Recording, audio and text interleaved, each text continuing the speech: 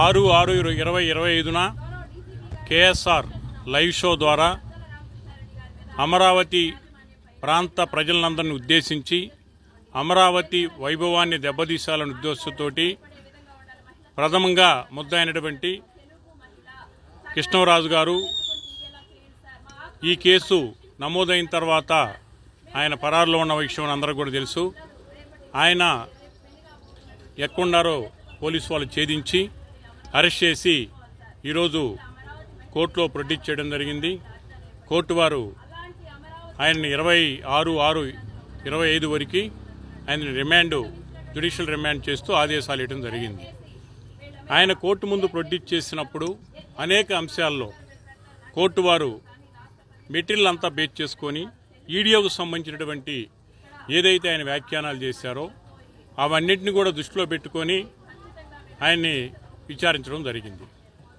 ఆ సందర్భంలో ఆయనకున్న ఎక్స్పీరియన్స్ 38 సంవత్సరముల ఎక్స్పీరియన్స్ ఉంటే ఏ రోజు కూడా మరి ఆయన మీద ఎందుకు కేసు దాఖలు కాలేదు, మరి ఇప్పుడు ఈ వ్యాఖ్యానాల మీద కేసు దాఖలైందంటే మీరు చేసిన తప్పే, మీ తప్పు వల్లే ఇదంతా కూడా జరిగిందనే అర్థంతో వారిని సూటిగా ప్రశ్నించడం జరిగింది. ఇక్కడ కృష్ణరాజు గారు ఈ కేసు నమోదైన తర్వాత కూడా వేరే ప్రాంతం నుంచి ఇక్కడి నుంచి పారిపోయి మళ్ళీ వీడియోలు చేసి అతన్ని చేసిన వ్యాఖ్యానాలను సమర్థించుకుంటూ సాక్షి మీడియాలో వచ్చినటువంటి ప్రచారాన్ని కూడా సమర్థిస్తూ మళ్ళీ కూడా అమరావతికి సంబంధించినటువంటి మహిళను ఉద్దేశపూర్వకంగా అనుచిత వ్యాఖ్యానాలు చేయటమే కాకుండా దాని వెనక ఎవరున్నారు, ఎందుకు చెబుతున్నామంటే 38 సంవత్సరంలో అతను ఎక్కడ ఎన్నో డిబేట్లో పాల్గొని ఎక్కడా లేరు అంటే ఒక సాక్షి మీడియాలో పాల్గొని ఈద వ్యాఖ్యానాలు చేయటం వల్ల దీని వెనక ఎవరున్నారనేది క్లియర్గా కూడా మనకు అర్థమవుతుంది.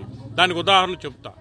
9/6/2025 సద్దల రామకృష్ణారెడ్డి గారు కూడా ప్రెస్ కాన్ఫరెన్స్ పెట్టి కృష్ణరాజు గారిని సమర్థిస్తాడు, కొమ్మినేని శ్రీనివాస్ గారిని సమర్థిస్తాడు, మళ్ళీ సాక్షి మీడియాని సమర్థిస్తాడు.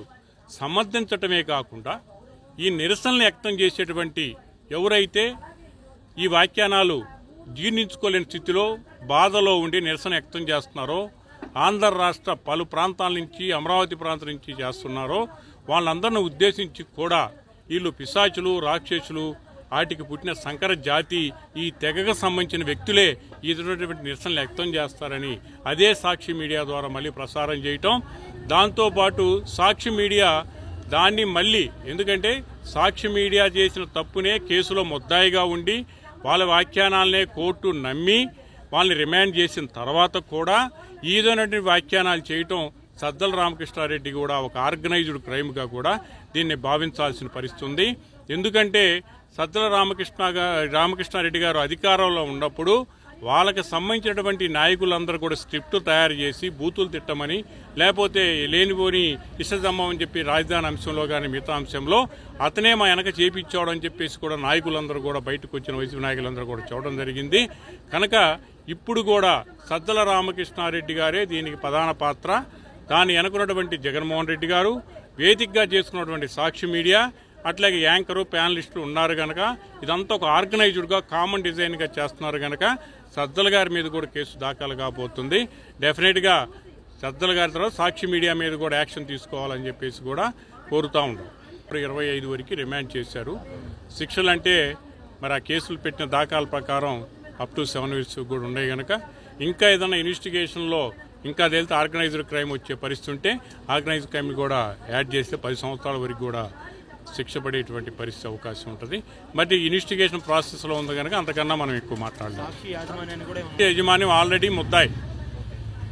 డెఫినెట్గా వేలో రేపొద్దున మళ్ళీ దీని మీద ఇన్వెస్టిగేషన్ ప్రాసెస్లో కస్టడీ తీసుకునే అవకాశం ఉంది పోలీసు వాళ్ళు. మళ్ళీ ఫర్దర్గా ఇన్వెస్టిగేషన్ కలెక్ట్ చేసే అవకాశం ఉంది. తర్వాత ఫోన్స్ కూడా కలెక్ట్ చేసే అవకాశం ఉంది. అట్లాగే ల్యాప్టాప్లకు సంబంధించిన అన్ని అంశాలను కూడా చూసి పరిశీలించి కలెక్ట్ చేసే అవకాశాలు ఉంటాయి కనుక ఇవన్నీ పరిశీలించిన తర్వాత పోలీసు వారు ఇచ్చే కంక్లూజన్ అనేది ఏ విధంగా చూడాలి. అందరికీ నమస్కారం అండి. ఈరోజు కనుక చూసుకుంటే కృష్ణరాజు గారు అరెస్ట్ చేసి తీసుకురావడం, రిమాండ్ పెట్టడం జరిగింది. మేమైతే దీనికైతే మాకు పూర్తి స్థాయిలో న్యాయం జరిగిందని మేమైతే అనుకోవటం లేదు. ఎందుకంటే ఆయన చేసినటువంటి ఆరోపణలు మహిళా లోకం మొత్తం సిగ్గుతో తలదించుకొని ఇళ్లల్లో బయటికి రాలేనటువంటి పరిస్థితి, అన్నిటికీ మించి మానసికంగా హత్య గావించబడినటువంటి పరిస్థితి. కాబట్టి దీన్ని మేము తీవ్రంగా పరిగణిస్తున్నాము. అన్నిటికీ మించి ఇంకొక ముఖ్యమైన విషయం, వాళ్లల్లో కనీస పశ్చాత్తాప ధోరణి అనేది కనపడట్లేదు.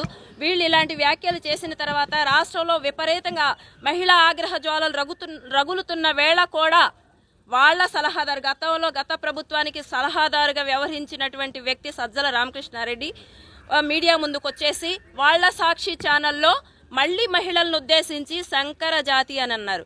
సంకర జాతి అనే మాట ఎంత దారుణమైనటువంటి మాట. నేను ఇప్పుడు అడుగుతున్నాను, సంకర జాతి అనేది ఆయన నోటి నుండి వచ్చింది. వాస్తవానికి అమరావతి మహిళలు త్యాగమూర్తులు, చరిత్రలో నిలిచిపోయేటువంటి వాళ్ళు. ఇప్పటికి చెబుతున్నాను, అమరావతి ముమ్మాటికి దేవతల రాజధాని. మరీ చెప్తున్నాను. కాదు అని ఎవరైనా సరే కాలరాయాలన్నా వాళ్ళు కాలగర్భంలో కలిసిపోతారు తప్ప అమరావతి అజరామరంగా నిలిచిపోతుంది. అది చూసి ఓర్చుకోలేక మీరు సంకర జాతి అని చెప్పి పోల్చారు, వేసలు అన్నారు. కానీ నేను అదే సజ్జల రామకృష్ణారెడ్డిని అడుగుతున్నాను, సంకర జాతి, మీరు సంకర జాతి అయితే ఇలాంటి మాటలు వస్తాయి అంతే తప్ప ఇక్కడ అమరావతి మహిళలు అజరామరంగా చరిత్రలో వాళ్ళ త్యాగాలు నిలిచిపోతున్నాయి. చరిత్ర పుటల్లోకి ఎక్కినటువంటి వాళ్ళు అమరావతి మహిళలు. ఇదే అమరావతిలో పక్కన తిరుమల వెంకటేశ్వర స్వామి ఆలయం ఉంది. ఇక్కడ చూసుకుంటే కనకదుర్గమ్మ అమ్మవారు ఉన్నారు. అక్కడ చూసుకుంటే అమరలింగేశ్వర స్వామి ఉన్నారు. ఇంతమంది దేవతలు ఇక్కడ కొలువై ఉన్న ప్రాంతాన్ని అమరావతిని నామకరణం చేస్తే సిగ్గు లజ్జ అన్ని మర్చిపోయి వెచ్చలవిడిగా ఇష్టారాజ్యంగా నోరుంది కదా అని చెప్పి మీడియా ముందుకొచ్చి నువ్వేమో సంకర తెగ అంటావు, వాడేమో వేసల రాజధాని అంటారు. మీ నాయకుడు భార్య, మీ నాయకుడు ఎక్కడున్నారు? మేము ఆ మాటలు అనలేము. మాకు ఒక సంస్కారం ఉంది. రైతు బిడ్డలం మేము. అన్నం పెట్టే రైతు బిడ్డలను పట్టుకొని మీ ఇష్టారాజ్యంగా మాట్లాడారు. కాబట్టి దీనికి తగిన వీళ్ళని అరెస్ట్ చేసి రిమాండ్ పెట్టినంత మాత్రం మా సమస్య పోదు. వీళ్ళు అసలు రాష్ట్రానికి, రాష్ట్ర ప్రజలకు ఏ విధమైన సందేశాన్ని ఇస్తున్నారు? ఎప్పటికి కూడా వీళ్ళలో పశ్చాత్తాప ధోరణి కనపడలేదు అంటే రాష్ట్రంలో ఈ విధమైన కల్చర్ని వీళ్ళు ప్రోత్సహిస్తున్నారు. ఇప్పుడు మీడియాలో మాట్లాడారు, రేపు సమాజంలో బయట మాట్లాడతారు. కాబట్టి వీళ్ళు సంఘ విద్రోహ శక్తులు. ఒకప్పుడు RRR గారు ఏ నేరం చేయకపోయినా దేశద్రోహం కేసు పెట్టి లోపలేసి విచ్చలవిడిగా కాళ్ళు పగలగొట్టారు కదా. ఇప్పుడేంటి? చంద్రబాబు నాయుడు గారు, గౌరవ హోమ్ మినిస్టర్ గారు మిమ్మల్ని అందరిని అడుగుతున్నాం, మేము DGP గారిని కూడా అడుగుతున్నాము. ఇప్పుడేంటి? మా మహిళలకు రక్షణ ఏది? ఏ నేరం చేయని వాళ్ళకి దేశద్రోహం కేసులు వేశారు. మరి వీళ్ళకి ఏ విధమైన కేసులు వేస్తారు? వీళ్ళ మీద ఏ కేసులు బుక్ చేస్తారు? మేము ఒక్కటే అడుగుతున్నామండి, రాష్ట్ర ప్రతిష్ట కూడా దిగజారిపోతుంది వీళ్ళ యొక్క వ్యాఖ్యలతో.